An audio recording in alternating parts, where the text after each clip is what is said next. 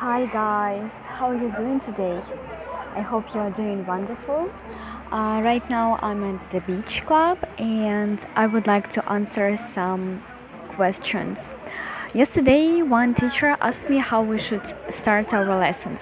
So, answering that question, you should start your lessons with a lead-in. A lead-in should be connected and logical with your topic of the lesson.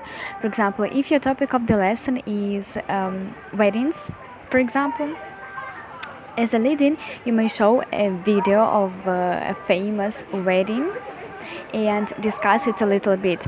A lead-in should be up to 5 minutes. So thus, the purpose of the lead-in is to generate the students' interest and also for your students to know what you're going to talk about today. Usually, lead-ins are up to 5 minutes.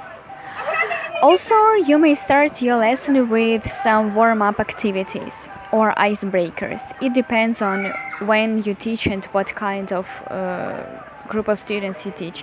If you teach them for the first time, it would be great to start with the icebreaker.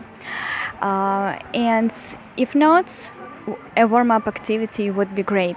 The difference between icebreakers and warm-up activities is that when students do not know each other or you don't know your students and you conduct the lesson for the first time for this very group, so you have an icebreaker for everybody to get to know each other and for you to memorize the names of your students. And warm-up activities, you may have every lesson. I hope that it was clear and understandable.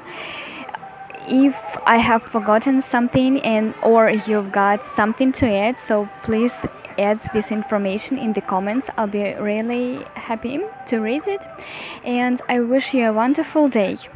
Moreover, if you are not subscribed, hit the button to subscribe in order to receive new videos every time I upload them. And let me remind you that every Tuesday and Thursday at 9 a.m. Yes, 9 a.m. Sorry.